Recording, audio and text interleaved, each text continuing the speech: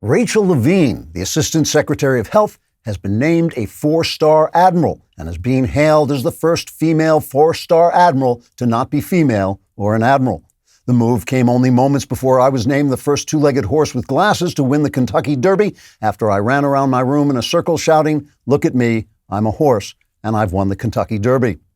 Now, I know what you're thinking. You're thinking, "Oh, Klavan, you are so funnalicious that if I licked your face, it would taste like laughter." And yes, that's true. But I'm not making this up. I really did win the Kentucky Derby in the same sense that Rachel Levine really is a woman and became an admiral.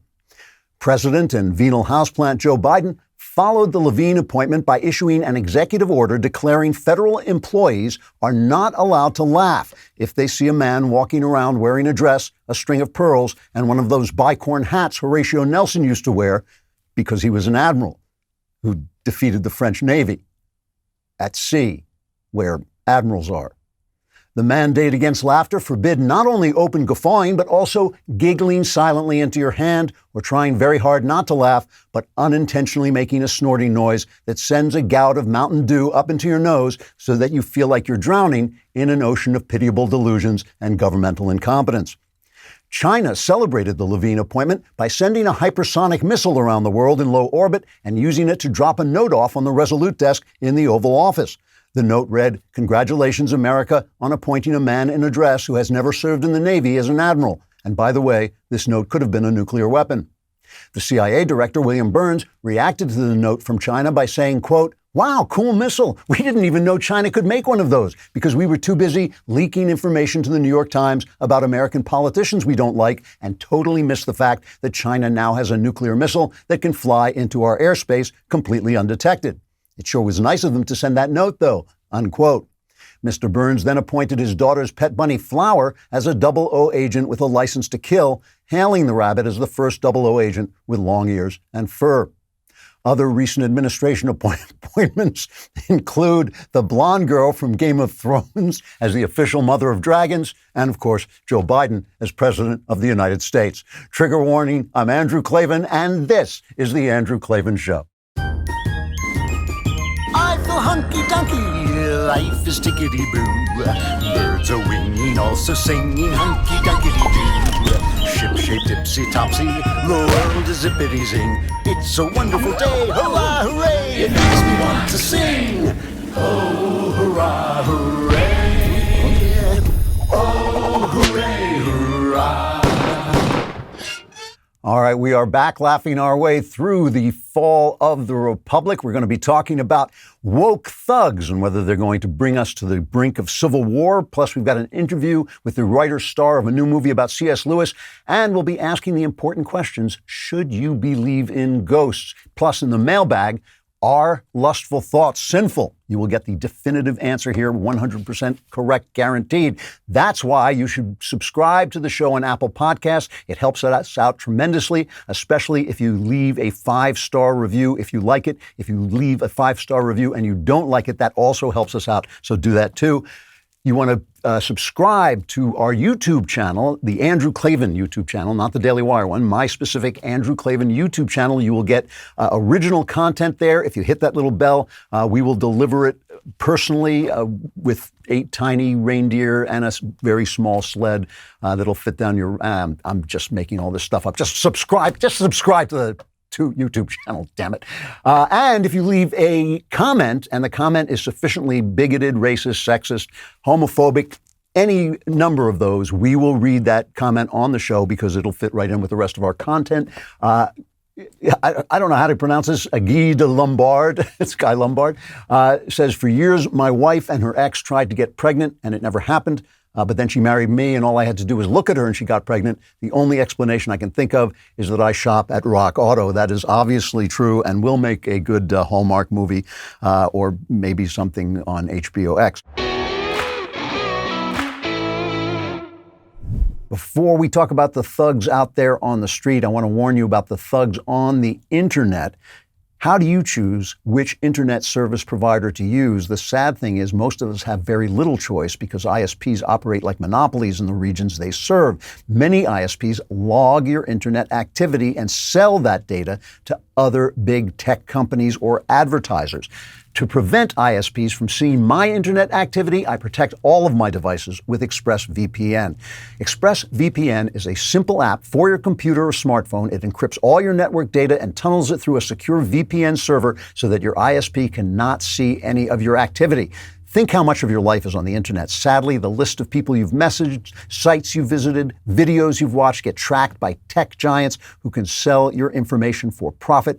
That's the reason I recommend ExpressVPN as the best way to hide your online activity. Stop handing over your personal data to ISPs and other tech giants who mine your activity and sell off your information. Protect yourself with the VPN I trust to keep me private online. Visit expressvpn.com/Klavan. That's expressvpn.com/Klavan to get 3 extra months free. Go to expressvpn.com/Klavan right now to learn more. And you're probably saying to yourself, sure, I can spell Express, but how do you spell Klavan? It's Klavan. So America is quite plainly dividing again into free states and slave states. This time, a lot of the free states are in the South, like Texas and Florida, and the slavery is a slavery of the mind, which is called wokeism, and is being enforced by thugs who call themselves woke. How did they become thugs? How did people who care about justice and freedom and equality, how did they turn themselves into thugs? I mean, there aren't many woke people. There's one estimate that maybe 8% of people would identify themselves as being woke. But like all thugs, they use violence and intimidation to get what they want. And because weak and corrupt power centers think that they can use that thuggery to back up their own bids for power, for more power, and to consolidate their power, the woke have a lot of power, and that power is spreading and it's getting worse, except in those states where the authorities and the corporations withstand the pressure to succumb.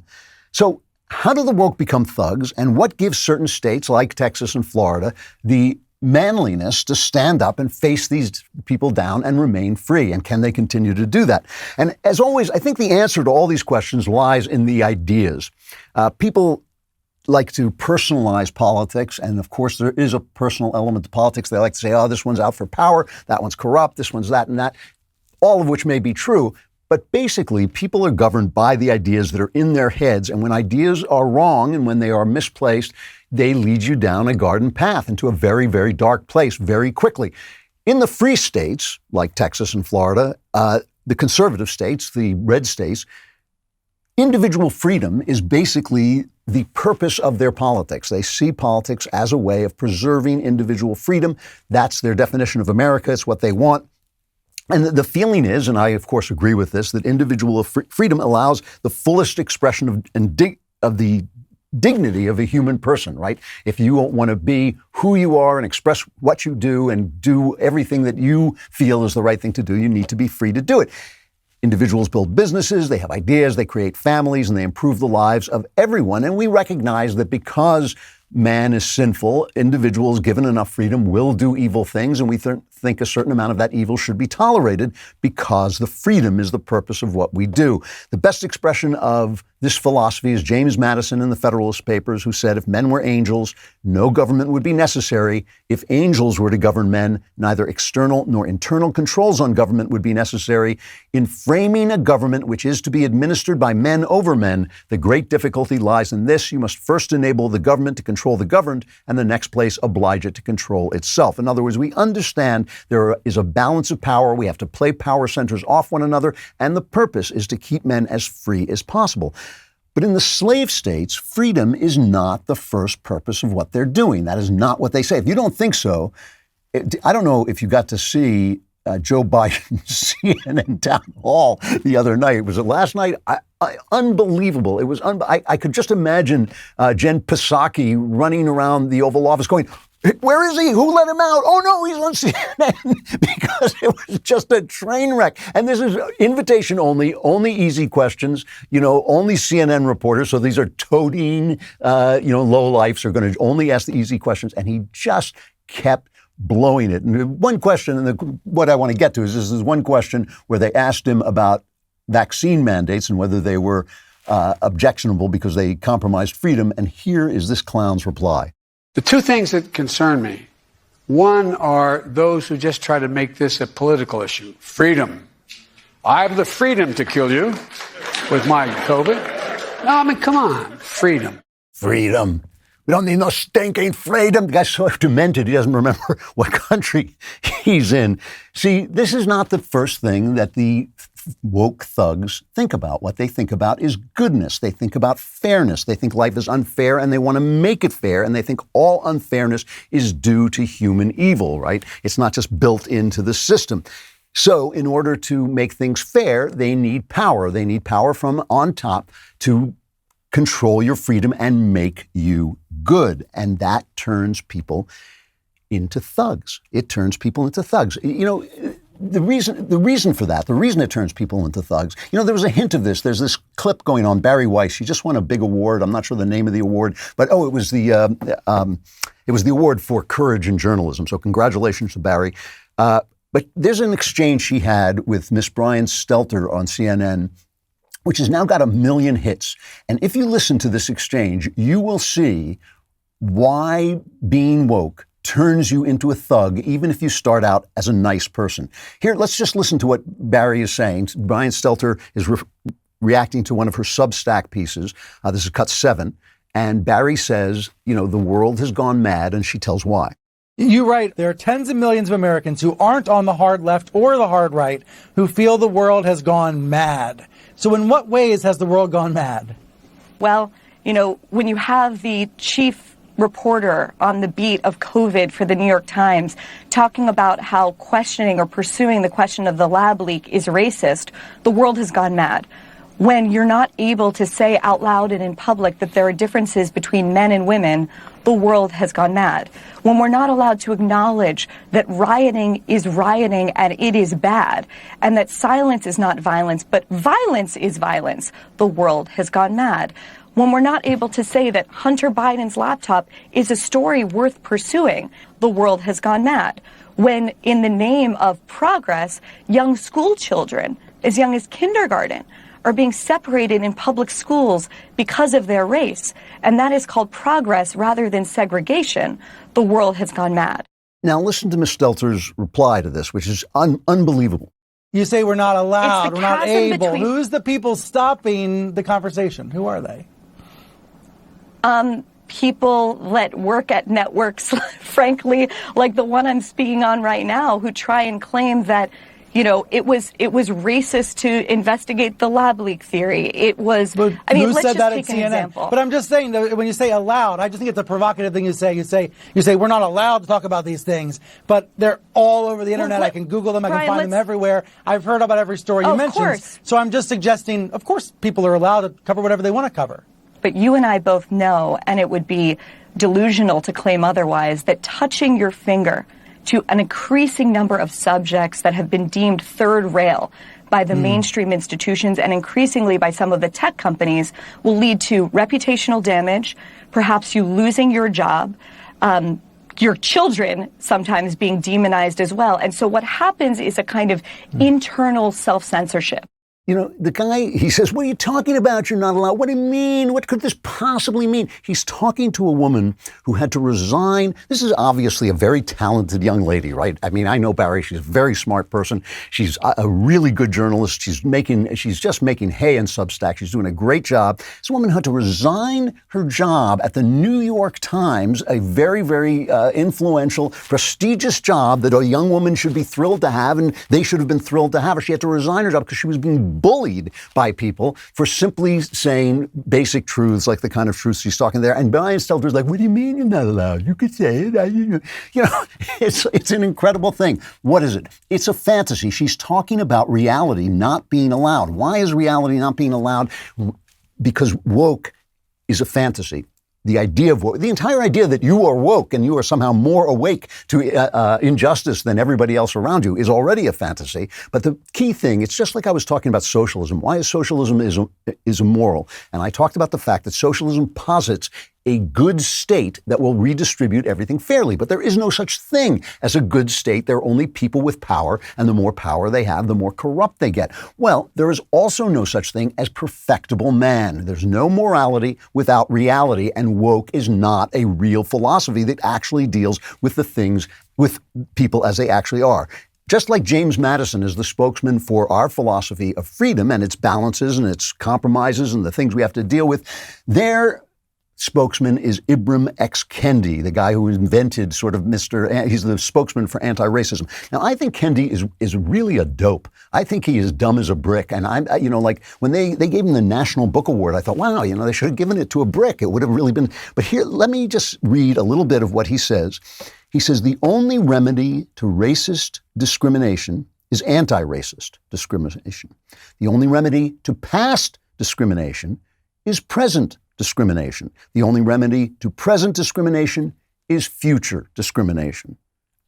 Like, did nobody think that through? Did no editor say, well, wait a minute, Ibram, then you just have injustice forever? It's like saying, one of the oldest plays in the Western canon is the trilogy, the Oresteia, which is the story of a series of murders that take place, one murder and then a murder in revenge of that murder and then a murder in revenge of that murder until Athena comes down and says, whoa, this has got to stop because this will just go on forever. We are going to turn over, the process of justice to the legal authorities and we're going to stop having these feuds. This is essentially the opposite of that, the opposite of Western culture, the opposite of Christianity, which demands grace and forgiveness. And the purpose of it is to get perfect equity where everything is just right for everybody, which doesn't exist. I mean, it's not going to exist. There are never going to be as many women football players as there are men football players. Things are naturally unequal. Things are naturally imbalanced, no matter how you do it. And if you treat each person with respect, you're going to get the best. That's the best you're going to get.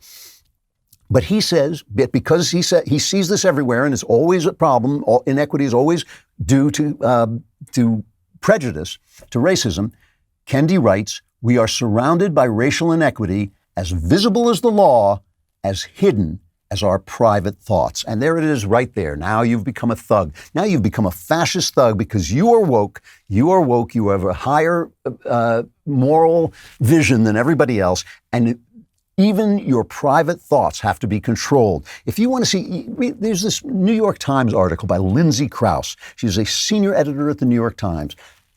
I'm sure if I met Lindsay Krause, if you met Lindsay Krause, she'd be a charming lady. Her philosophy is the philosophy of a thug, of a brown shirt. I'm sure if you met her, you wouldn't think that. But this is what she says. She writes this, she's writing a story about John Gruden, which we already covered, right? He was fired from the Oakland Raiders because they found some racist comments in personal emails that he sent back and forth. And here's what she said. Cancel culture isn't the problem, is the headline of Lindsay Krause's piece. Okay culture is. And she cites some guy named podcast host Matt Walsh. She cites that he complained that Gruden is getting canceled for thought crimes. The conservative radio host Charlie Kirk echoed that sentiment. They speak for many Americans who feel that Gruden has become a kind of scapegoat in the rush to sanitize our discourse. But Gruden and these other powerful men aren't victims of cancel culture. On the contrary, for their entire careers, they have been beneficiaries of a different phenomenon, call it okay culture.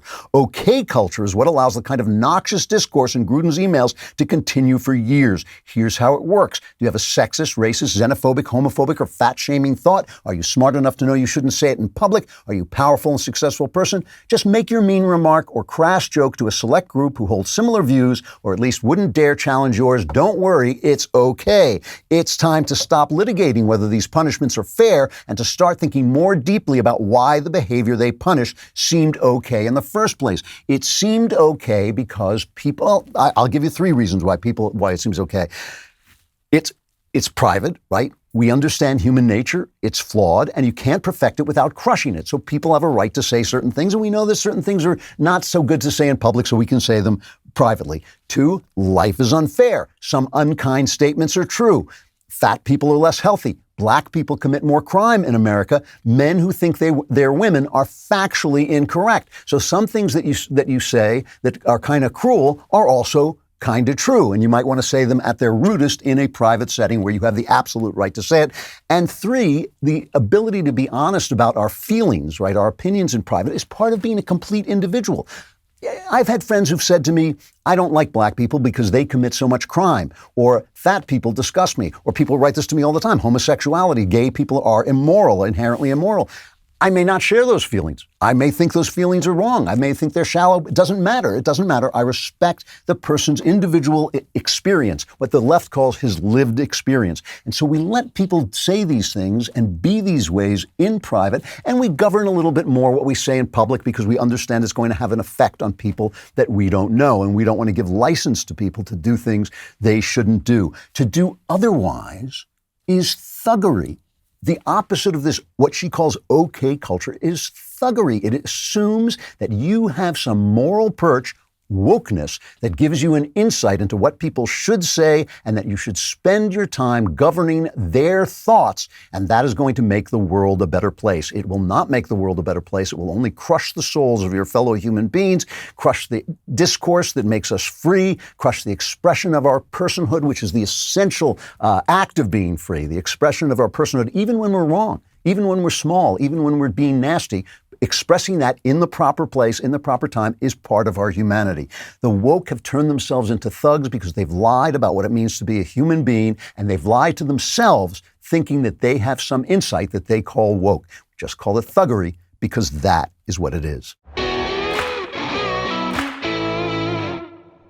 Speaking of thugs, I'm going to be speaking about our Attorney General, Merrick Garland, in a moment, but there are all kinds of thugs out there, and you want to be protected from them. Ring alarm security systems can help. I know when I use Ring, I get peace of mind, whether I'm at home or on the road. Ring Alarm is a powerful, affordable home security system that you can easily install yourself, and it works seamlessly with other Ring products in one simple app. For a special offer, go to ring.com/Klavan. It's the perfect way to start your Ring experience. You can keep an eye on every corner of your house with indoor and outdoor cams, and you can see what's happening right from your phone and talk to anybody who is out there. Find out what they're doing. Protect your home anytime from anywhere with Ring Alarm. Go to ring.com/Klavan for a special offer on a Ring Alarm security kit today. You can build a system that's right for your home, have it up and running in minutes. It really is easy to install. That's ring.com/Klavan, ring.com/Klavan. You want to know how to spell Klavan? Somebody comes to your house. Just ask him, how do you spell Klavan? If he knows, call the police. There are no easy Klavan.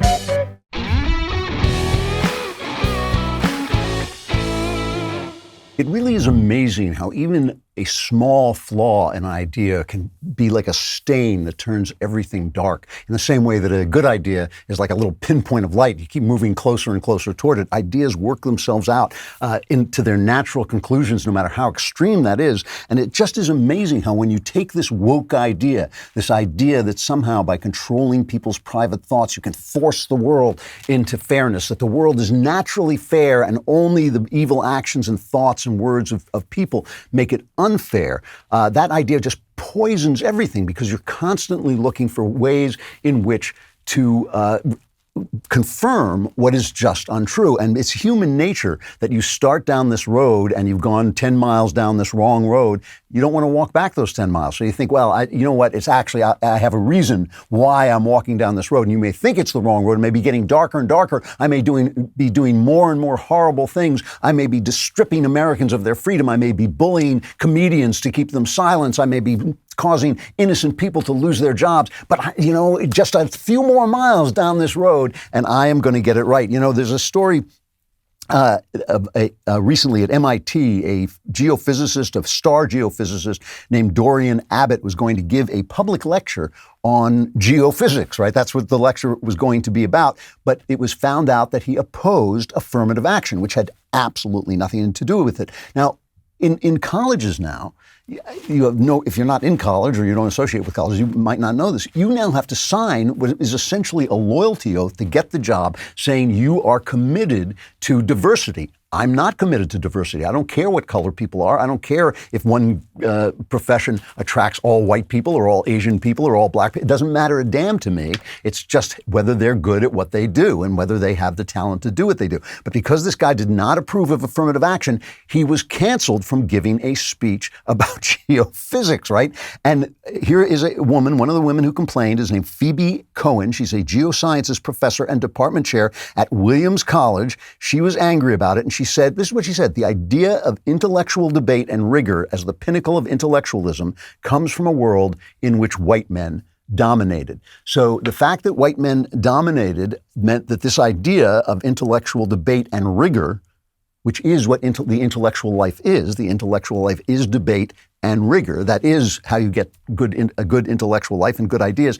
That is now a problem because it comes from a world in which white people dominated. I mean, I've said before, if another race, probably a black guy who discovered fire, or a black woman probably who discovered the uses of fire, are you going to live in the dark because you're white? You're going to say, I'm sorry, I can't use that. They have black guy. I mean, it's ridiculous. The ideas are always what matter. The merit is what matters. The ability is what matters. Honesty honesty and integrity and all those things matter, not the content of your character, not the color of your skin. That's the right answer. It's the only right answer. Put on the brakes when you reach your destination.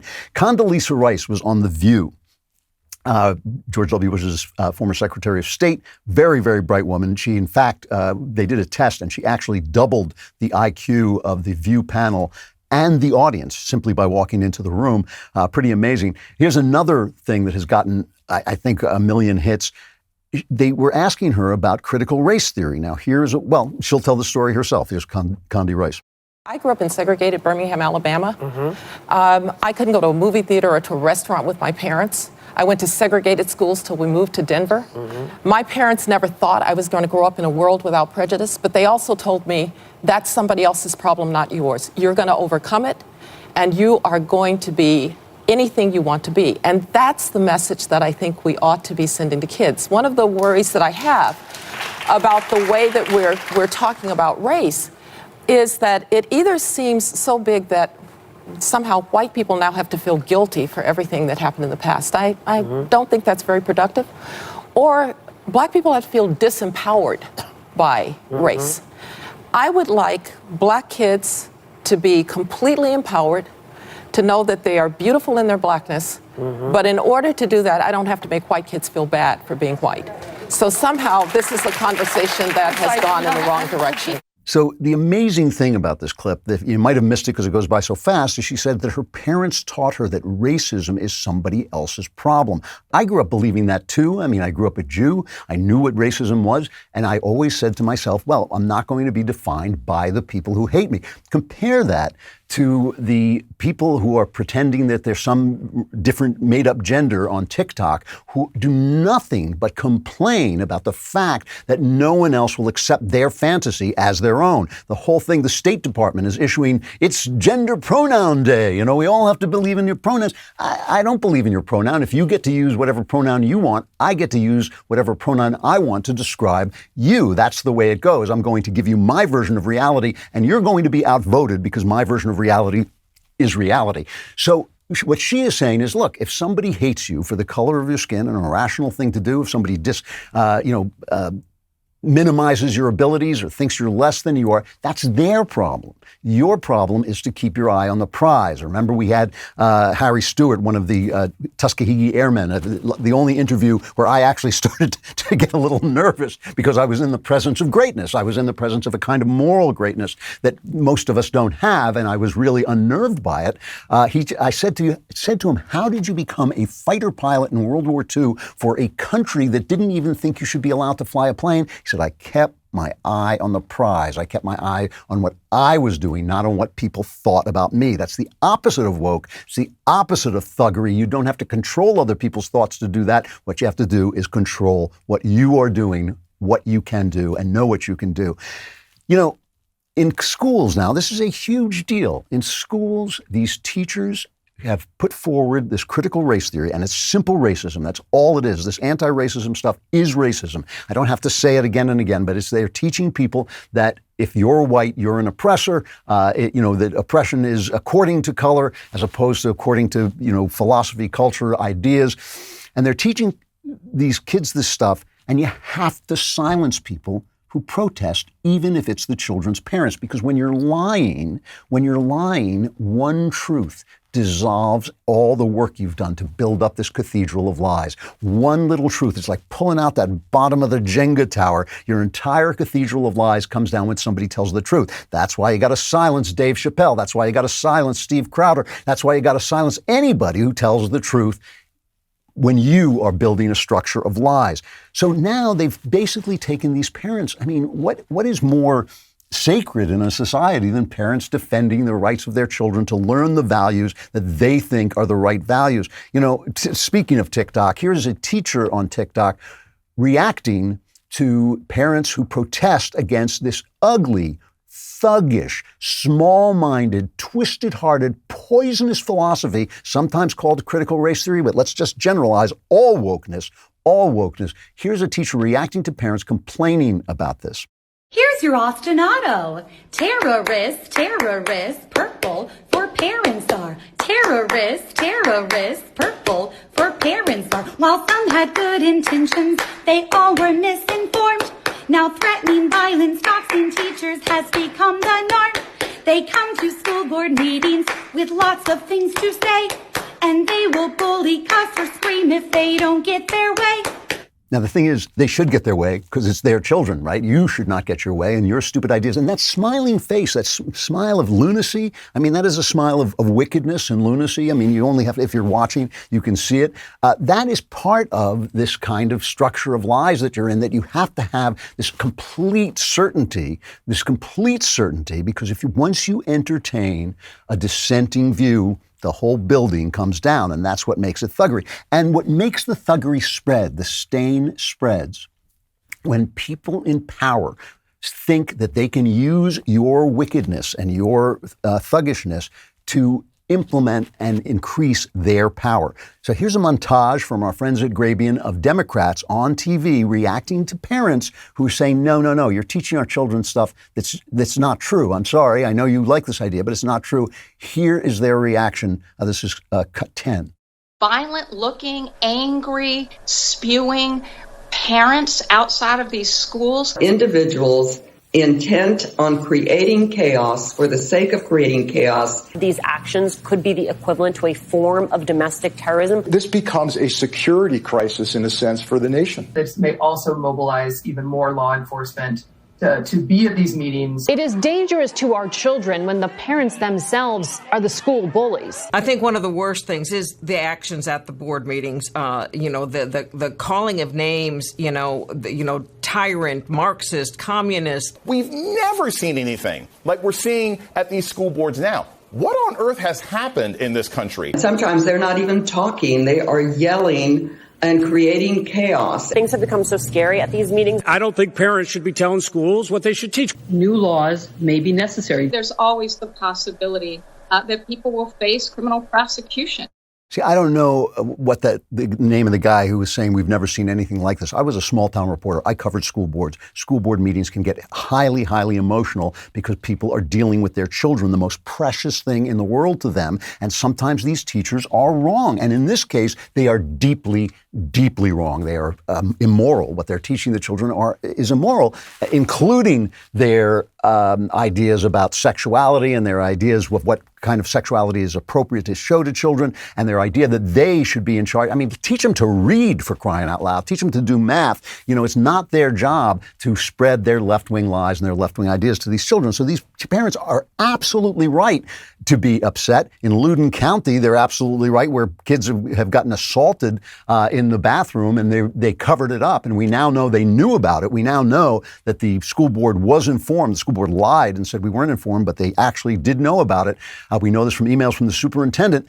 So they're absolutely, this is actual righteous anger. So now these people who think that who want to protect their power, they write to our corrupt Attorney General, Merrick Garland, and he takes this on. In 5 days, I mean, Jim Jordan had him under questioning before one of the House committees. And here is what Jim Jordan said about the way this investigation into parents protecting their children came about. This is cut 35. 3 weeks ago, the National School Board Association writes President Biden asking him to involve the FBI in local school board matters. 5 days later, the Attorney General of the United States does just that. Does exactly what a political organization asked to be done. 5 days. Republicans on this committee have sent the Attorney General 13 letters in the last 6 months. It takes weeks and months to get a response. 8 of the letters, we've got nothing. They just gave us the finger, said we're not going to get back to you. And all our letters were actually sent to the Attorney General. Here's a letter sent to someone else asking for a specific thing to be done, and in 5 days, the Attorney General does it. Here's what the October 4th memo said. Quote, I'm directing the FBI to convene meetings with local leaders. These meetings will open dedicated lines of communication for threat reporting. Dedicated lines of communication for threat reporting. A snitch line on parents. Jordan is right. It's a snitch line on parents. It's meant to chill speech. You know, how do you think parents feel when they think, oh, the FBI might investigate me if I go in and I say you're not doing the right thing by my child? And as for these claims of widespread violence, if there were widespread violence at the school board meetings, even in that montage, they showed pictures of people being upset and being voluble, but no violence, nothing like that. I mean, when they had actual violence in Portland and actual race riots throughout the country over the summer, they told us that was mostly peaceful, but these people wagging their fingers, that's mostly violent. So Jordan asks Garland, he has Garland under questioning. He says, where did you get the idea that there's this widespread violence? They got a letter from this far left schools organization. Where did you get the idea that there was violence? What's your proof? This is cut 37. Very first sentence, you said, in recent months, there's been a disturbing spike in harassment, intimidation, threats of violence. Yes. When did you first review the data showing this so-called disturbing uptick? So I read the letter, and we have been seeing over time threats. Whoa. I didn't ask you. So you read the letter. That's your source? So let me be clear. This is not a prosecution or an investigation. Is there some study, some effort, some investigation someone did that said there's been a disturbing uptick, or you just take the words of the National School Board Association? When the National School Board Association, which represents thousands of school boards and school board members, says that there are these kind of threats.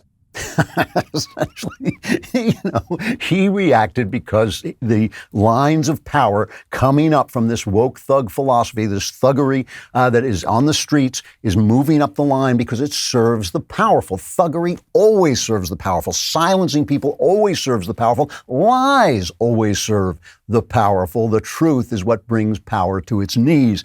You know, the woke have learned, because so many of them are communicators, they have learned to justify what they do with ugly language. So they call you racist, they call you sexist, they call you violent, they call you silence is violence, all this stuff. And they dehumanize the people that they want to attack. And the one word I keep hearing from them is, it's not cancel culture, it's just accountability. Accountable to who? Accountable to who? Who are the woke that we should be accountable to them?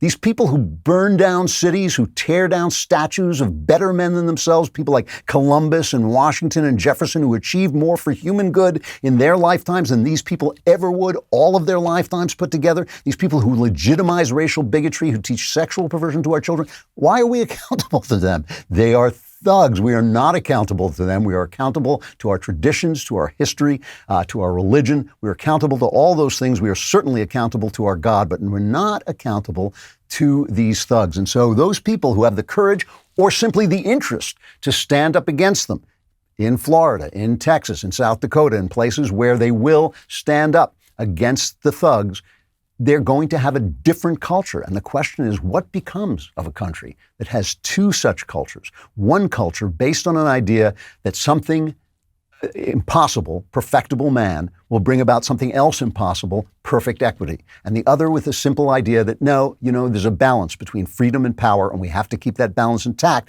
so that people can be freer than they've ever been before. What happens when you have those two cultures basically in opposition in the same country? So many people say to me, wow, I love your show. It's like going to the circus. It's such a chaos, such a mess, the sound going out, the picture going crazy. How did you get to be such a clown car? We didn't use ZipRecruiter when we were hiring the staff. ZipRecruiter will help you choose your ideal candidate before they even apply. ZipRecruiter has an invite to apply. It gives you, as the hiring manager, the power to pick your favorites from top candidates. And right now, you can try it for free at ZipRecruiter.com/Klavan. How does it work?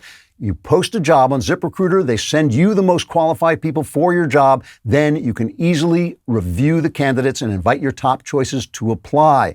See for yourself. Just go to this executive web address, ZipRecruiter.com/Klavan. to try ZipRecruiter for free. That's ZipRecruiter.com/Klavan. ZipRecruiter is the smartest way to hire if and only if you know how to spell Klavan, because without that, you are utterly lost. It is Klavan. There are no E's. V-A-N, there are no E's in Klavan. I just make it look easy.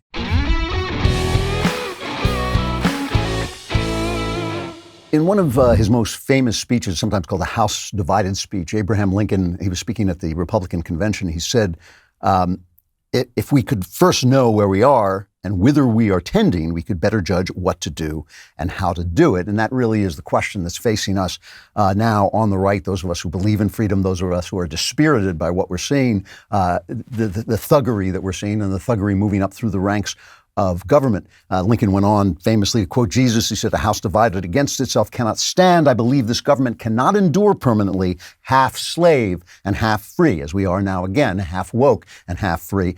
He said, "I believe this government cannot endure permanently half slave and half free. I do not expect the Union to be dissolved. I do not expect the house to fall, but I do expect it will cease to be divided." And as we know, his optimism was not really well rewarded. There was just one of the bloodiest wars in American history where 600,000 to 700,000 Americans died and were killing each other, all the more tragic. In an article in Claremont Review of Books right after Donald Trump's election, somewhere in 2017, Angelo Codevilla, guy just recently died in a car accident, very tragic. He said that we are now in a cold civil war.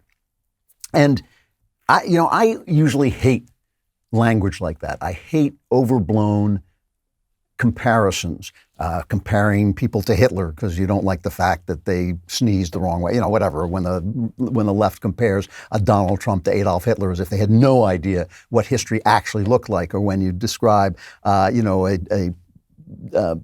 minor recession as the fall of the Roman Empire. And when we refer to this as a cold civil war, it really does raise questions about whether or not that language is viable or not.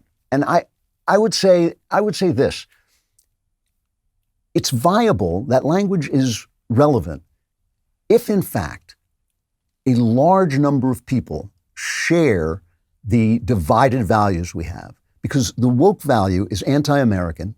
It is the value of slavers. It is the value of thugs. And it's not something that can continue and America continue to remain America. Now, I will tell you from private conversations that a lot of people I know who identify on the left think that this has gone too far, but they're afraid. They're afraid of the thugs. They're afraid of the intimidation. They're afraid of getting canceled. They're afraid their kids won't be in school. They're afraid their kids will suffer in school and won't get the good grades or the advancement that they need. And so they keep their mouths shut, but they are there and they do hear what is being said. And so it's possible they can be reached. Now, the question is on the right is what are we bringing instead? And this is a really important point because on the right, we are having a big argument right now. And it's hopefully a friendly argument, but it is an intense argument. And it's an argument over the role of morality in our philosophy. Is our philosophy a philosophy merely of freedom, or is it a philosophy necessarily of morality? So, of course, you have David French, who is saying, basically, you take Drag Queen Story Hour, he's saying, look, this is part of freedom. In order to be free, you have to let people do things that you don't like, even if you think that they're immoral, because if you make an exception, then the question just becomes which one of you has the most power to stop the other. So if the drag queens have the power to stop straight person story hour, then they will do it. And if the straight people have the power to stop drag queen story hour, they will do it, unless you just agree that everyone should be free.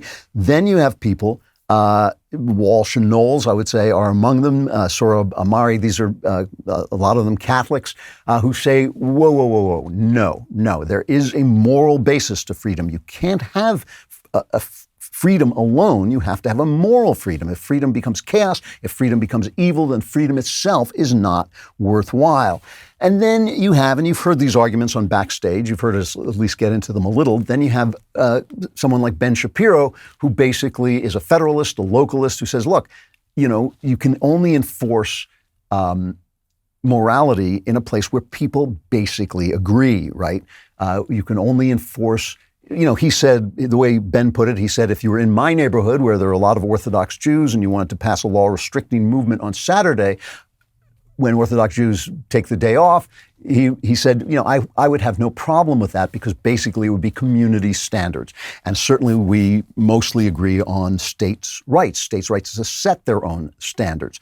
And more because the woke thugs believe that they have some higher moral vision that should be imposed even upon our private thoughts, they want that federalist structure to go away. And they want to impose this from the top. And they're constantly, their example is slavery. But of course, the question is, why was slavery wrong? Why are you so opposed to slavery? You're opposed to slavery because it is taking away people's freedom. So if you're taking away people's freedom in the name of anti-slavery, you really have gone full circle. Now, I come down on this in a slightly different place. I don't think that you can have utter freedom. I think that James Madison was right. I think that John Adams was right, and all the founders who all said, John Adams said, our Constitution was made only for a moral and religious people. It is wholly inadequate to the government of any other.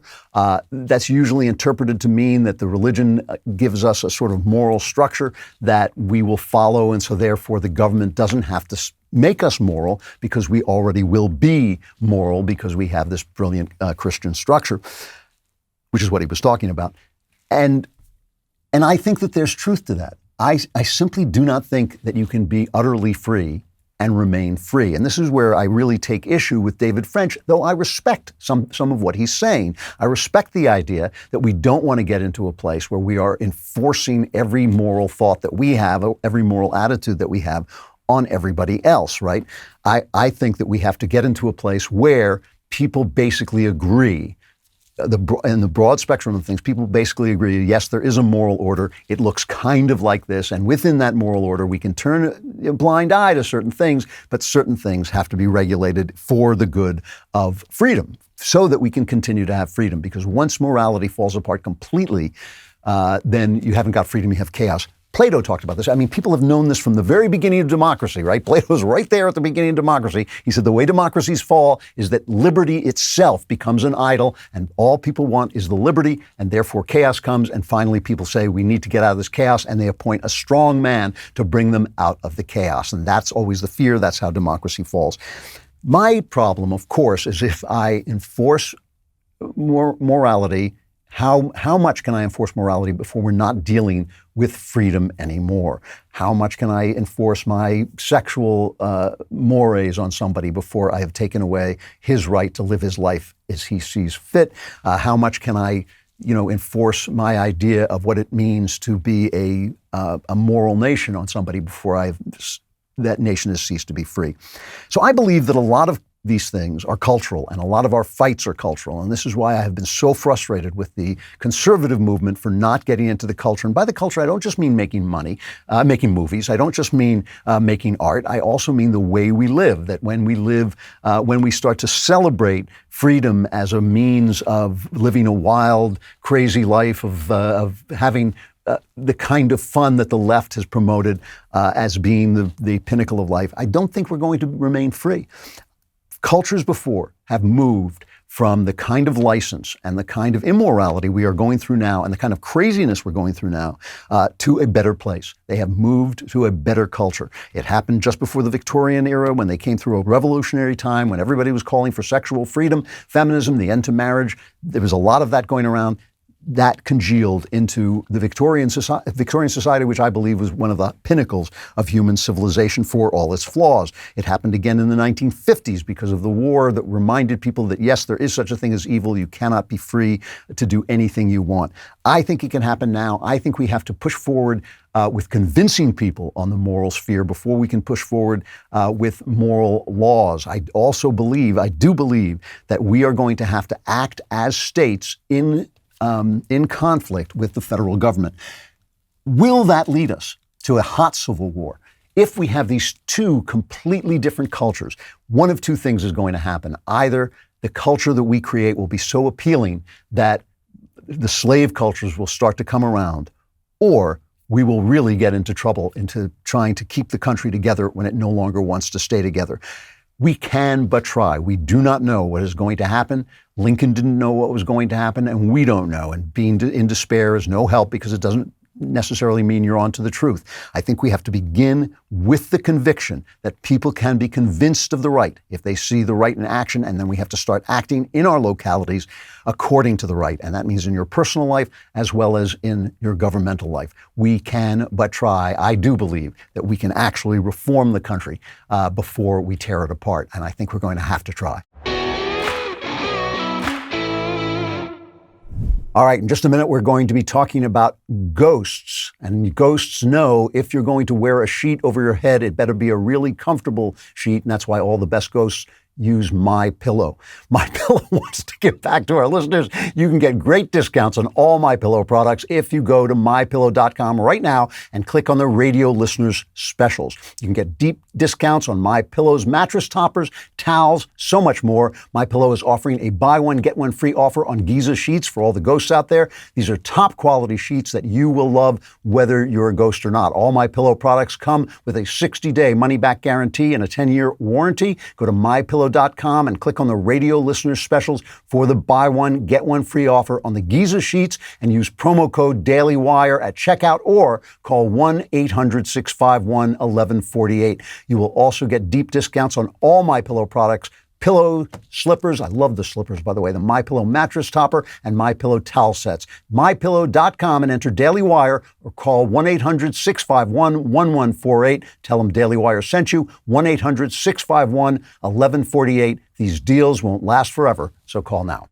So in the run-up to Halloween, we've been talking about all kinds of different kinds of scary stories and talking about monster movies and, ghost stories and werewolf stories and all kinds of different scary stories. And one of the things that's really interesting about scary stories, supernatural scary stories, is that they can get into your mind and imbue real situations through fear with a sense of the supernatural.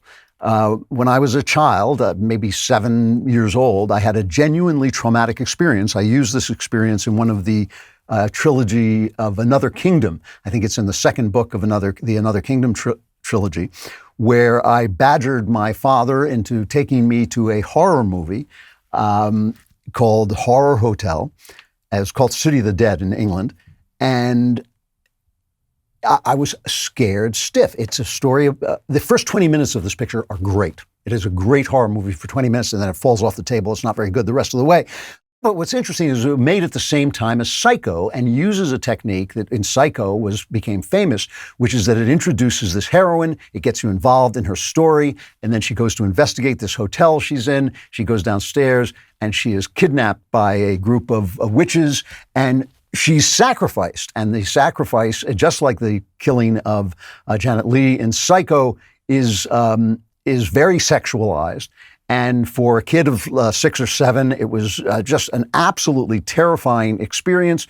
And the fact that they actually killed this woman, who you thought was the star of the movie, was really unnerving to me. And I was awake for nights afterwards and just absolutely distraught. And for years afterwards, I could not go down into the cellar of my house because I could go down, but I was always nervous about going down into the cellar of my house because I was terrified that I would be kidnapped and killed by witches until finally, of course, I grew up a little bit and started to realize, oh, yeah, I forgot there's no such thing as witches. And that was an important thing that actually liberated me from this world that had been infested with a supernatural presence through the fear created and the trauma of the fear created in this film. But, when I grew up, I spent a lot of time in the woods. I love being in the woods, and I'm a fisherman, or at least I was for a long time. And I have no sense of direction. When I say that, people laugh. They think it's kind of cute or something like that, but it's an actual deficit. I literally have no sense of direction, can get very badly lost very easily if I don't pay close attention to landmarks. I can get lost in a hotel if the corridors are a little bit mixed up. I can't find my room. And certainly when you go into the woods And as a fisherman, I would go into the woods in the evening and I would fish and I would get wrapped up in fishing and I would forget to pay attention and the dark would come in and I've been lost in the woods at night many, many, many times. And one of the things that can happen is it's very spooky in the woods and you lose all sense of direction because you can't have landmarks. And I have had moments as a grown man where I would start to think like, yeah, what if there were a werewolf? And you have to remind yourself, oh, there are no werewolves, and that kind of brings you back, right? Because through fear, the world has been infested with the supernatural. Your mind can perceive the supernatural, but you have to remind yourself there's no such thing as witches. There's no such thing as werewolves. But ghosts are different, and one of the reasons I love ghost stories and have talked about the subtlety of ghost stories is that whether or not they're ghosts is an open question. I would bet that more people have seen a ghost than have visited South Dakota and through history, right? But we all believe South Dakota exists, and whether we've been there or not, people tell us it exists. It's on the map. We can read about it. But we often do not believe that ghosts exist, and yet so many people have experienced ghosts that it's kind of like God. I wrote somewhere about God, I think in my memoir, The Great Good Thing, I wrote that if we believe in God, there is more evidence than we need.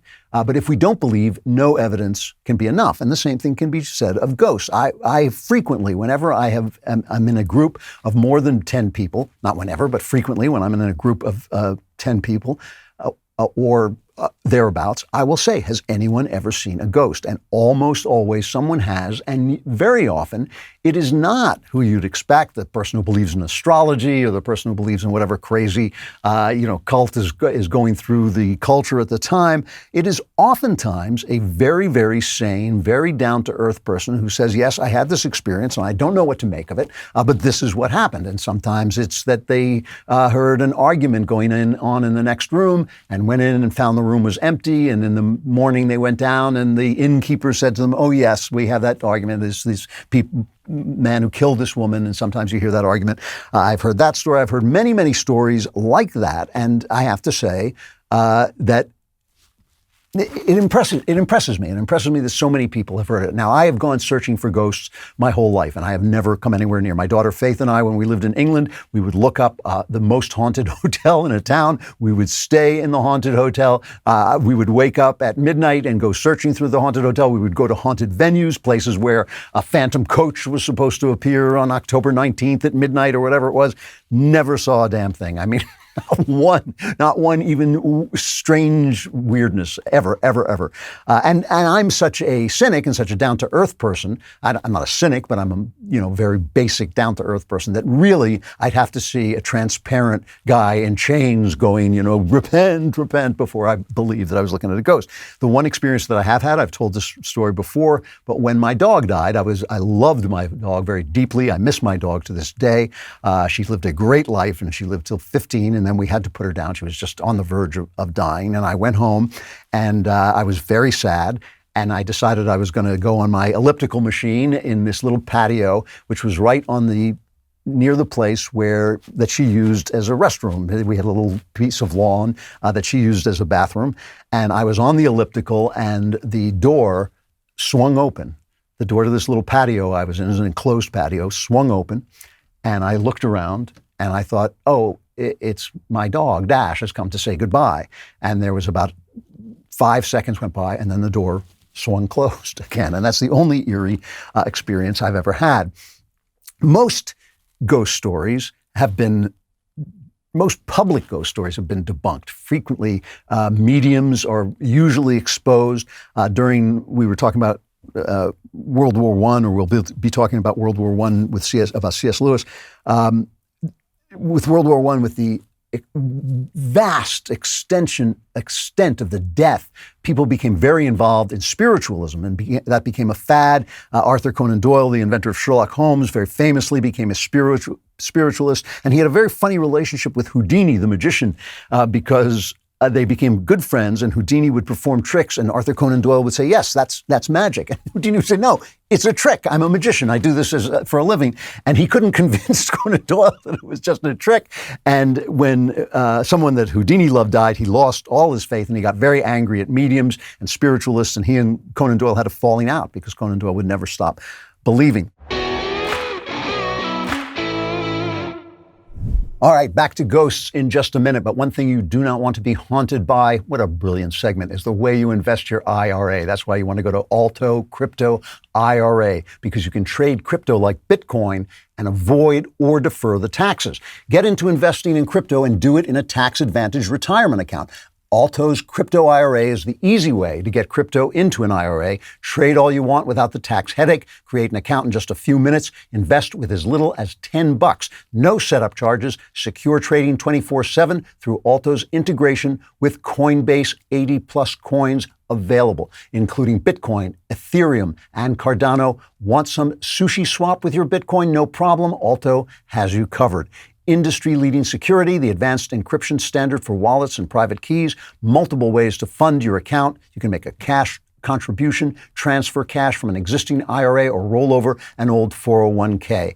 Open an Alto Crypto IRA account with as little as $10. Just go to altoira.com/Andrew. That's ALTOIRA.com/Andrew. Go to altoira.com/Andrew.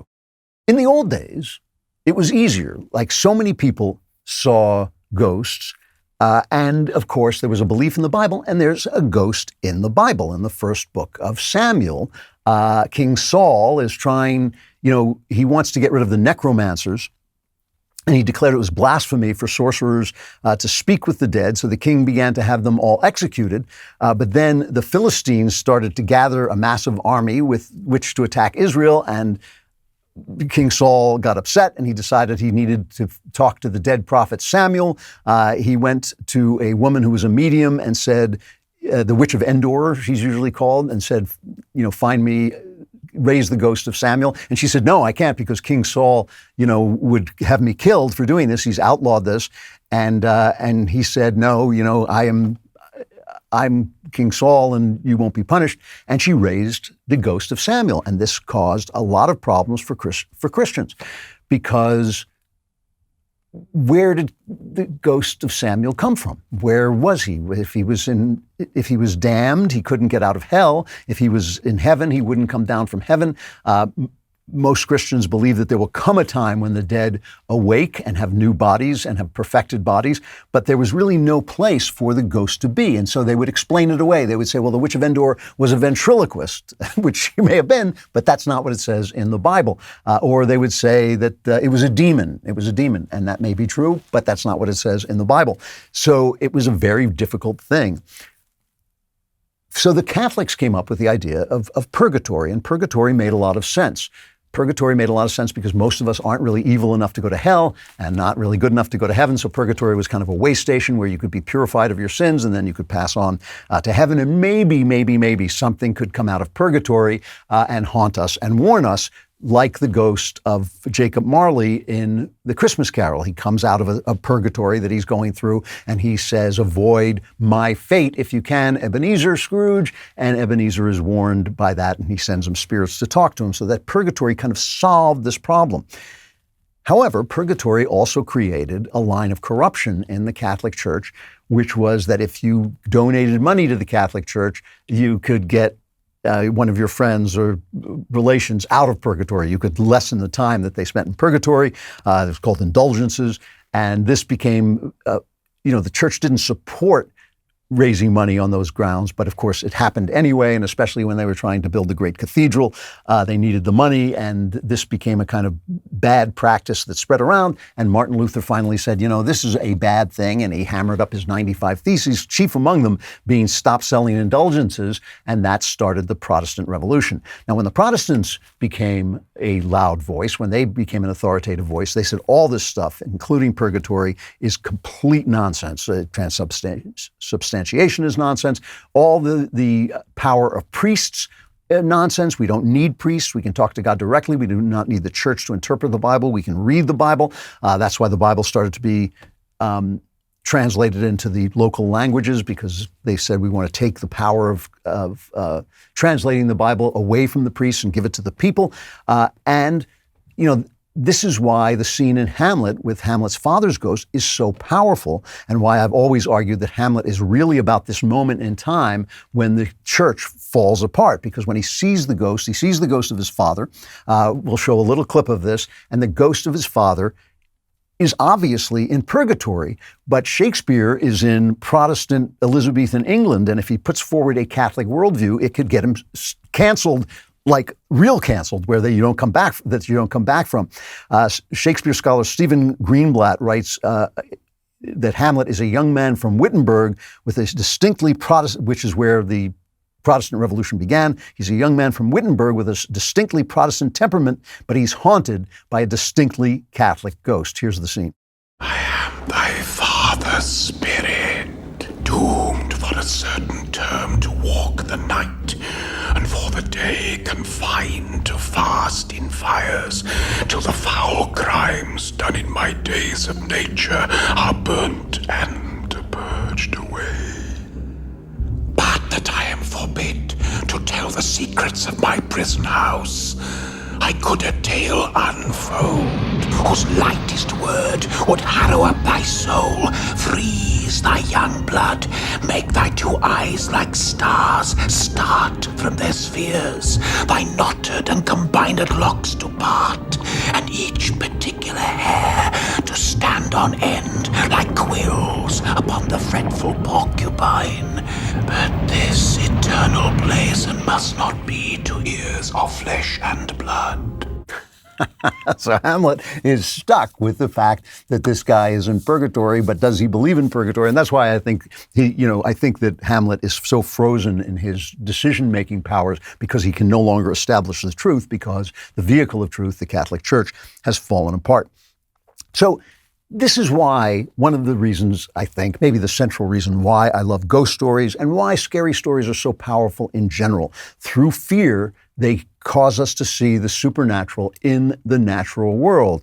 And while that may be absurd when you're talking about werewolves or, aliens who eat you or witches, it's not absurd when it comes to ghosts, because at their least, the ghost is the presence of a spirit, of the spirit of the dead, which we do believe, many of us do believe, that people have spirits and the spirit goes on after life, although we have many different ways of believing in that.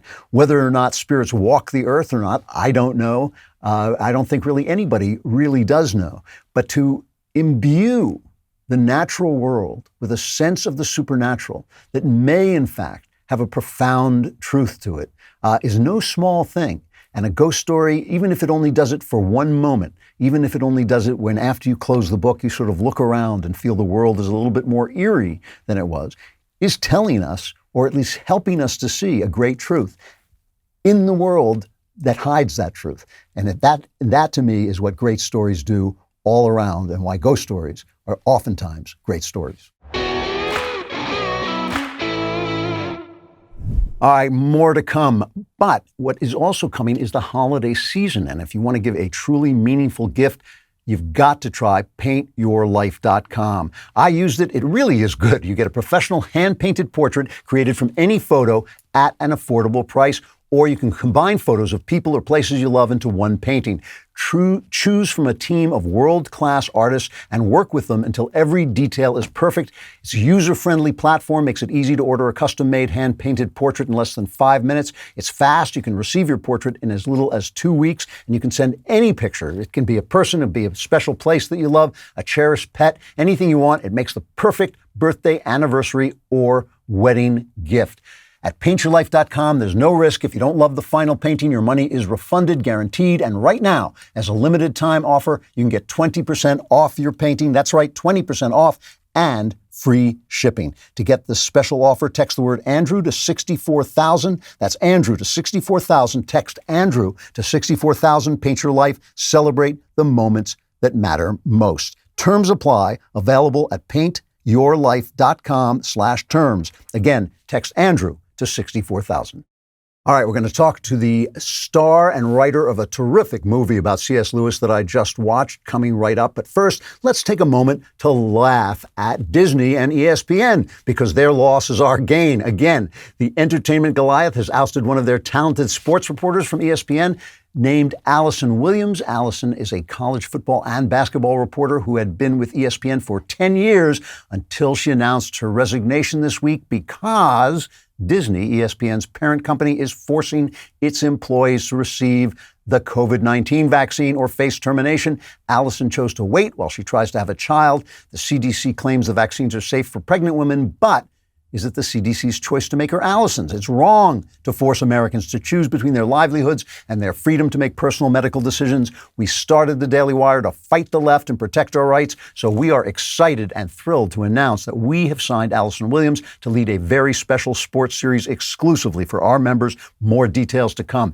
Here at the Daily Wire, leftist elites don't dictate our content. You do. You decide what to watch and which creators to support. And if you want premium entertainment and sports content without the woke, then become a member at dailywire.com/subscribe and use code DO NOT COMPLY, one word, at checkout for 25% off. We're building a movement against the leftist Hollywood machine and Biden's unconstitutional mandate, but we need your help. Go to dailywire.com/subscribe, code DO NOT COMPLY for 25% off. Join the fight. And the truth is hard to come by if you're listening to the legacy media. As you know, that's why we've taken matters into our own hands with our newest morning podcast, Morning Wire. Not only has it been topping the Apple and Spotify charts since its release, it's the only daily podcast that values your time and the truth. And while we're working overtime to bring you the news you need to know, we need your help to keep the facts trending towards number one. Subscribe. Start listening now to Morning Wire on Apple, Spotify, or wherever you listen to podcasts, and leave a 5-star review if you like what you hear.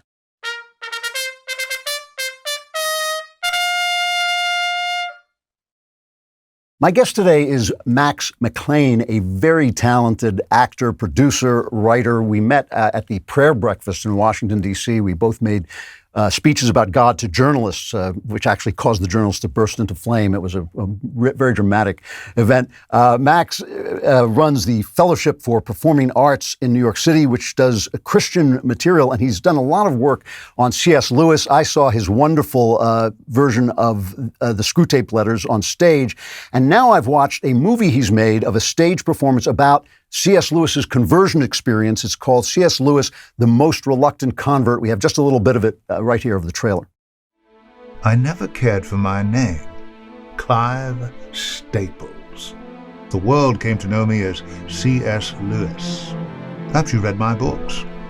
The Lion, the Witch, and the Wardrobe is the most famous, but there's one story that's not so well known. It's my story.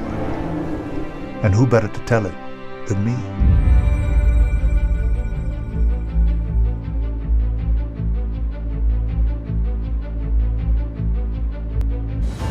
Cheers.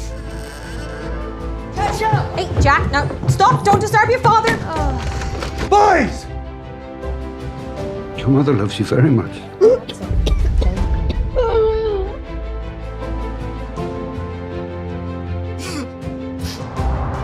At 14, I ceased to be a Christian. She was the first woman to speak to my blood. I love the smell of bunting. And I was undone. That's great stuff. Max, thank you for coming on. The movie is terrific. It's really moving. It's really involving. You sent me a preview code, and I got to watch the whole thing. I was really taken with the way you slipped into this part of C.S. Lewis as if you lived there. You actually show us on screen. You're kind of slipping into the part. Do you feel some special connection with this guy? I mean, is there something personal here between you and him? Yeah, well, I've been playing his work or dealing with his material, his language, the way he articulates for a long time. First with Screwtape, then we did a stage adaptation of The Great Divorce. And as a result of those two pieces, I wanted to take a look because they both hint at his own conversion. And so that prompted me to go to his memoirs, Surprised by Joy. And what I did to try to understand how Lewis thinks, I actually transcribed the book to follow his thoughts after him. You know, why did he go this way as opposed to that way in a particular thought? And that really got me inside his huge personality, his self-deprecating sense of humor, his intense rationality. You know, he just digs really deep there, and and follows it as far as he can go. So I would say that I know him pretty well. Is there a connection? I don't want to get too personal, but is there a connection between? Are you a cradle Christian, or did you also have a journey? No, I'm an adult convert as well, and I was first given his book, Surprised by Joy, his memoir, right after my conversion, and I read every word of it, but I don't. I was in my 20s, but I don't remember like tracking with it. I thought he was way over my head. And so the person said, well, then try this one. It was Screw Tape Letters. And I said, oh, I get this one. I know this guy really, really well. But no, I really tracked with, I think he's become a spiritual guide to me because, I had a lot of skepticism going in and Lewis helps work through that. Yeah, I mean, his intellectual journey is so fascinating. It's really hard to tell an intellectual story. You do it with great humanity, and it was really, I was deeply moved throughout the movie, but it really is a story of a guy's mind embracing a truth he doesn't want to face, and that's that is a powerful tale, but it's hard to catch it on film, and you do. I couldn't help wondering, you're in New York City, the heart of darkness. You're running this Christian theater. Is that hard to do? I mean, is it difficult to bring this kind of material to the theater? Well, if you're the producer, then, you put up all the resources. So, we pay our bills just like everyone else. And that makes it a little bit easier. However, if I was trying to convince somebody to produce it for me, I think it would be impossible. Mm-hmm. We do get a pretty, we've gotten really good press in New York. We're probably the only ones doing this with any regularity. And what we try to do is produce in New York, and then we export it around the country. We do tours around the country. The key thing with our work is we want to find, our mission is produce theater from a Christian worldview meant to engage a diverse audience. That's pretty hard to do. So we gotta stick with kind of material that we feel would appeal to someone who's open, certainly skeptical, but open-minded enough to listen. The language has to be good. We have to articulate it at the highest levels that our budgets will allow, so that we can play the venues we want to play here in New York and around the country. And then thankfully we ask people to support us, and people do. And so I think that the key to our work is picking the right material, executing at the highest levels that we can. You hit in this story, the film is called The Most Reluctant Convert, The Untold Story of C.S. Lewis. And it's very condensed. You hit certain high points or low points, depending on your point of view. And one of the points that you saw in the trailer is the death of Lewis's mother. I mean, this is a devastating event in any child's life. But it basically puts him at odds with the idea of Christianity. He says they stopped being a Christian. And he had a lot of integrity about that, didn't he? I mean, he kind of stuck to that. Yeah, well, he was raised in at least a nominally Christian home. He said that, he was taken to church. He didn't find much interest in it. But when his mother came down with cancer when he was 9, he prayed, and he expected God to answer his prayer. He didn't come, but he came to the conclusion God didn't work, or a prayer doesn't work, and so he left that, and that was the first step towards moving beyond the sort of traditional approach to Christianity in his home. He said that the way Christianity was taught in school, that there were 1,000 false religions, but the 1,001st was completely true, meaning his own. And he said, on what grounds? And he said, if Adonis can be explained away, then why not Christ? So then he slowly, little by little, he became an apostate, he said, and he disregarded his faith with no sense of loss and with a great sense of relief. And that was where he was early on. He had a bad relation with his dad.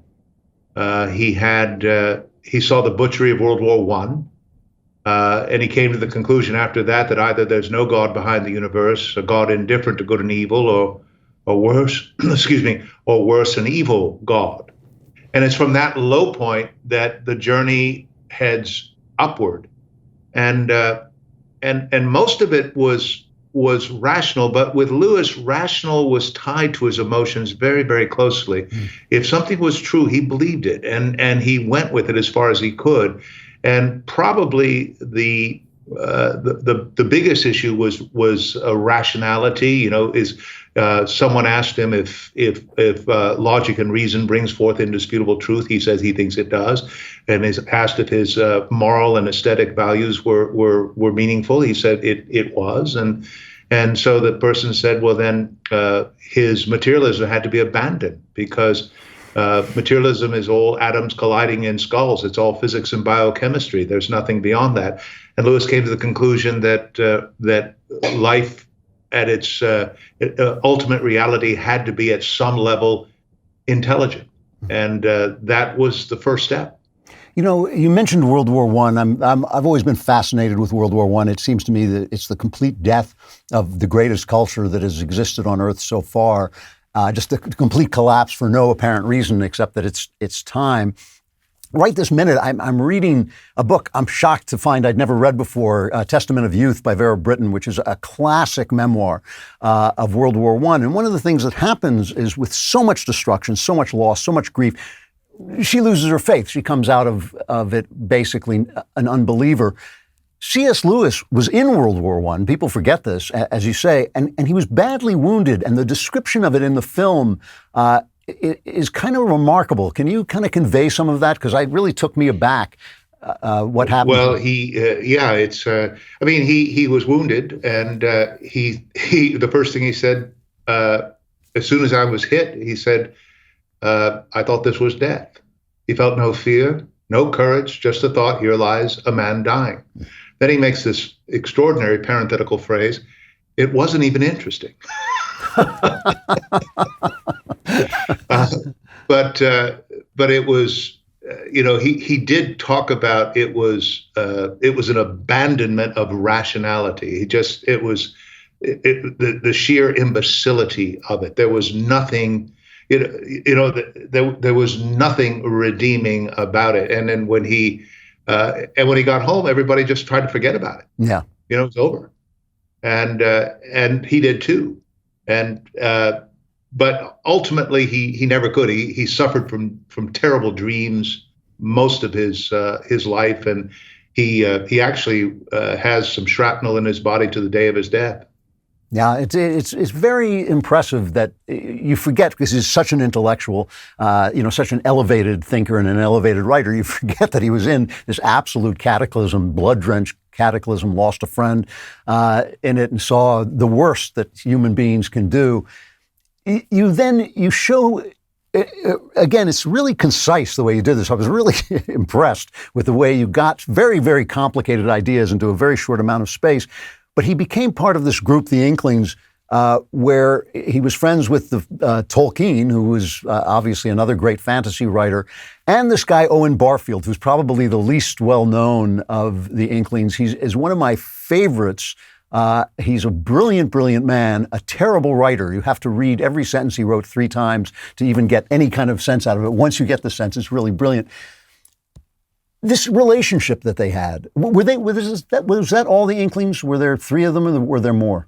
No, there were several more. His brother was involved. A fellow by the name of Dyson was involved, and many people. Charles Williams was involved. It was a pretty impressive group, and what they essentially did was review each other's writings, and out of that, came probably the 2 greatest fantasy writers of the 20th century, and Lewis and Tolkien. But it was definitely an iron sharpening iron group, and we owe a lot to them. What was it that Tolkien said to Lewis that so affected him? You have this. I took this walk when I was visiting my son in Oxford, and there's this road that they walked along, and they had this famous conversation. What is that conversation? Well, Lewis had two very powerful conversion experiences. One was to God, to theism, to, as he describes, is the God of the Jews. Or he says, my training was like that of the Jews, because he realized that he admitted that God was God, knelt and prayed. And he said his religion was like that of the Jews. But he had no understanding. He had no idea what the incarnation was. The God to whom he surrendered was not human. He made a big point of that, not human. But he came to the conclusion that his argument against God was that the universe was so cruel and unjust. And, well, how did I get this notion of cruel and unjust? He says, if I call a line crooked, it's because I have some idea of a straight line. What was I comparing the universe with when I called it cruel and unjust? And that notion led him to the ultimate moral lawgiver, God. But he couldn't come to terms with Jesus. He said, he told Tolkien in his famous walk, Addison's Walk, a couple of years after his conversion to God, that I've under great resistance and reluctance, I've come to believe in God, but not Jesus. I can't understand how the life and death of someone else, whoever he was 2,000 years ago, could help us here and now. And Tolkien did something really interesting. He captured Lewis's interest in fantasy, interest in myth.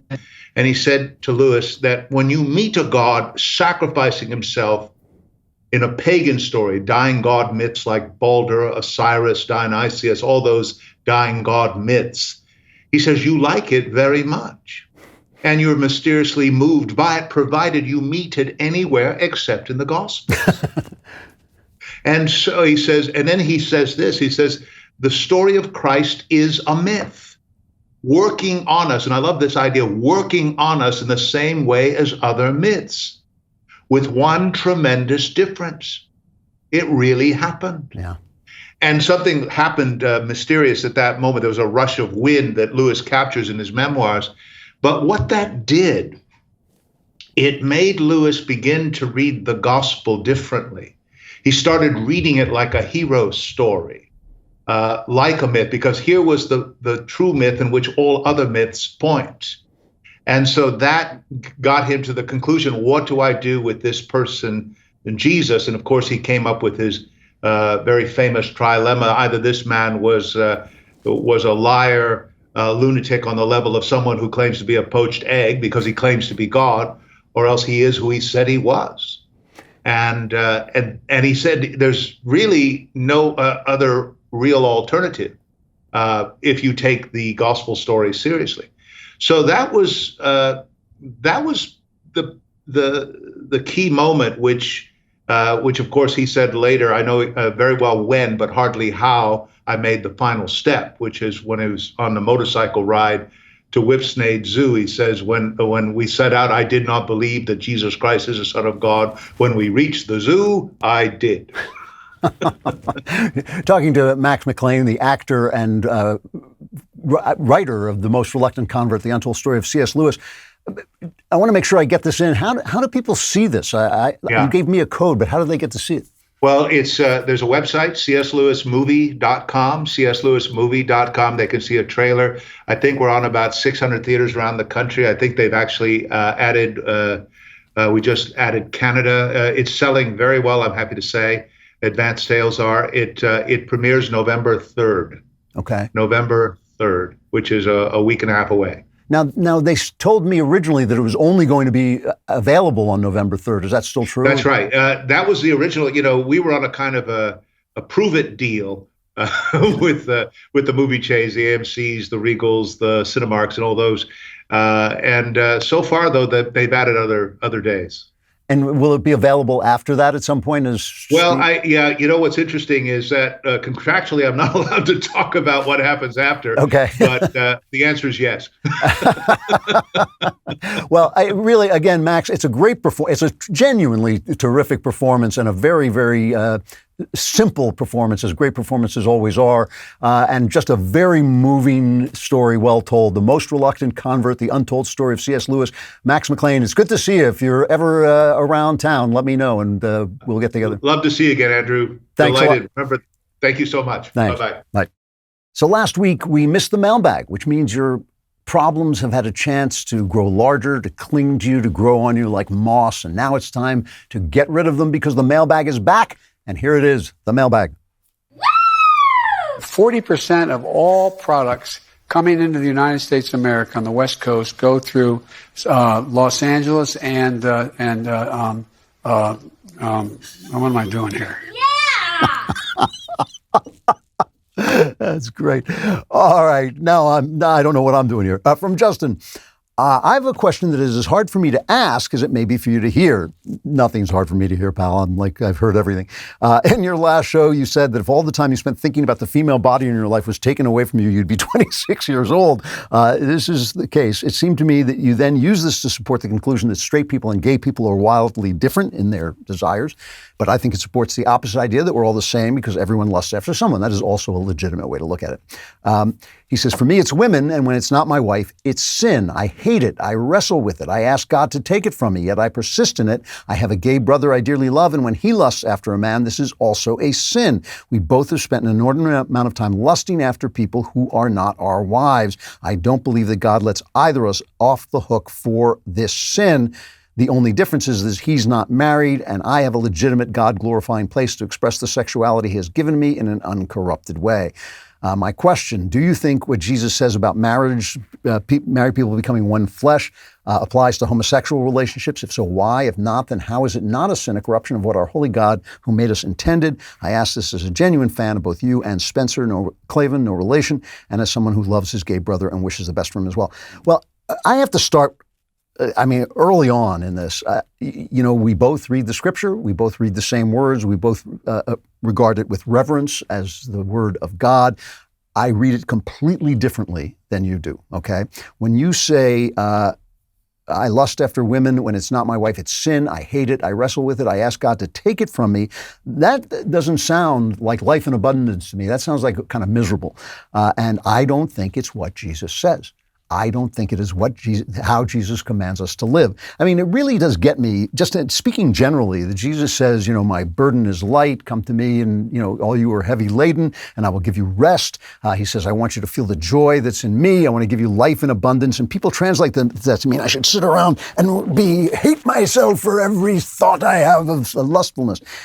What Jesus says, and this is obviously a very difficult passage, he says, you have heard it, you've been told, do not commit adultery, but I say to you, if you lust after a woman, you have already committed adultery with her in your heart. Now, Jesus has a way of talking. You can almost recognize it the minute you hear it. He says, if you pray, if you have faith, you can take a mountain and move it into the sea. Now, I doubt that you've ever gone out and said, let me try that, let me try, I'm going to move, oh, Jesus, you were wrong, No, you don't do that because you understand that it's a way of talking. Of course, you have not committed adultery if you lust after a woman, and the word for lust in the Greek is not a sexual word. I know you're going to hate me for this, but it's the same word that is to covet. When they say, do not covet your neighbor's property, do not covet your neighbor's house, it's the same word. It's the same word. So it's when you look at a woman as so to possess her and to want her in that way that you're committing adultery in your heart. Now, does that mean, every man on earth, every straight man on earth, every man on earth, has lustful thoughts, has sexual thoughts all the time, frequently, a lot. Is that a sin every time that's happening? Are you doing something wrong every time that's happening? I hardly think so. I think what Jesus is telling you is that there is a way of regarding people that is part of the sinfulness of human beings. It's not saying that, don't ever let that happen. It is saying this is part of what you are. You are a broken instrument, and you have to learn to govern your desires in such a way that that broken instrument starts to heal. And I do not think that that means telling yourself that every time you have a lustful thought that you have committed some terrible sin, you should hate yourself for that, because I'd be hating myself all the time. I don't want to be doing that. That's not what I think. That's not the life in abundance that Jesus offered me. So that's the first thing. The first thing is, I don't think that statement that Jesus makes is a condemnation of the way people are. I think all people are to some degree, but men, I think maybe especially. I think it is information that you need to know about how you deal with your desires and what they mean. That, in other words, your desires very rapidly can become covetousness, they can become idolatry, I think especially, and they can separate you from the point of the exercise, which is the finding of God. We find God in the love we bear for one another. We find God in the love we bear for our work. We find God in the love we bear for the world around us. But all of those things, the world, your work, sex, your friends, can become idols, and then they separate you from God. And that's what I think he's talking about. Now, you asked me whether I think that homosexuals become one flesh in the same way men and women do. And my answer is, I have no, how would I know? How could I possibly know? I can theorize that they don't. But who am I to say? Really, how on earth would I know? All I do know is that I believe that we are not meant to judge another person's trajectory toward God. Obviously, we can judge good and evil, we can judge harm and not harm, but we cannot judge what God sees, whether that person is traveling in the direction of God or away from him. We just can't do it. And we have no vote. And so what are you commanded to do? Where are you commanded to judge your brother and his gayness? Where are you commanded to judge whether he's going to be saved or damned? Nowhere. Where are you commanded to love him? Again and again and again. You're commanded to love him as the face of God, as the image of God. That's your job. Do your job. It's like there are lots of questions I can't answer, lots of things I don't know, lots of great theologians I read and sometimes agree with them and sometimes disagree with them. But I know what my job is. My job is to love God with all my heart and to love my neighbor as myself. That's my job. If I'm not doing that job, if I get distracted by judgment, that also is a form of idolatry. And I think it's a mistake. And I think it's a mistake to tear yourself apart for the natural, workings of the body and mind. What you want to do is learn how to direct those things into the good, which is the God who exists in all of nature, who communicates with us through nature and through the language of nature, as well as through Scripture. So I just read that passage very differently than you do, and I certainly don't think I don't think that is a life in abundance to sit around and hate yourself for those thoughts that are put there for a reason. I'll do one more short question. I went long on that, but from Anonymous. First question, since I became a subscriber, how do you avoid being a cynic? You are making fun of a lot of things, but you are clearly not a cynic. How do you do it? I'm not a cynic. Let me put it another way. I am a tragedian. I have a tragic point of view. My point of view is that this world that we're in is a mortal world, a sinful world, a broken world, that every good thing in it will die, all of life will die, everything mortal men make will die, all of us will make mistakes, all of us will be sinful. That actually cheers me up because I'm never shocked and I never think that there was some other time that we can get back to that will then be perfect, because I understand that if I were there, it would all depend on who I was and what state I was in, and there would also be this kind of sinfulness and destruction going on. So I make fun, I try to make fun of corruption, basically, of corrupt ideas, of corrupt behaviors, of the things that people do that are obviously wrong and that they do with great panache and with great self-righteousness. And the reason I make fun of those is because I think they're funny, but I think we all partake of them. So in other words, I'm not really making fun of everybody else but me. I'm making fun of the human condition. I grew up with a father who was a comedian. I've known a lot of comedians. I've never met a comedian who was not a very, very angry person. I am not a very angry person. The reason I know this is because I was, in my youth, a very angry person. And I'm not an angry person anymore, and I don't want to become one. And so I just take the world as it was given to me. And, again, Jesus didn't say, love your neighbor once he gets his mind right. He didn't say, love God once creation is perfect. Do it now. And it is a token of God's love for us that he came now, when we are as we are, and saved us now as we are. And that's the way I truly regard people that way. I regard them as broken, sinful. I include myself. And that keeps me from becoming cynical, because I know that it is a tragic world we're living in, and I have a hope and a faith of a world that is not tragic, that we have not yet seen.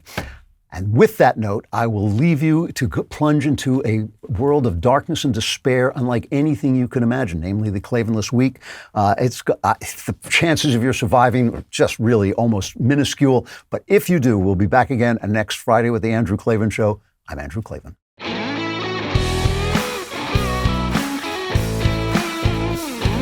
The Andrew Klavan Show is produced by Lisa Bacon.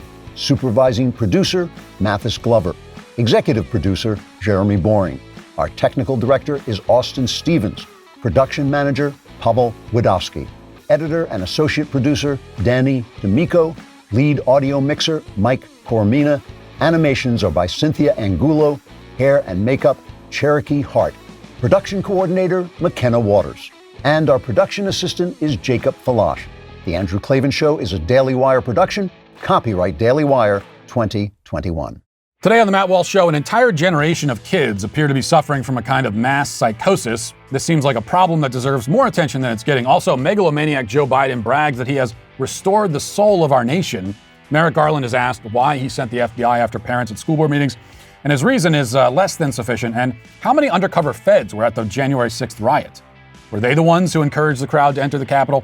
We'll discuss all of that and more today on The Matt Walsh Show.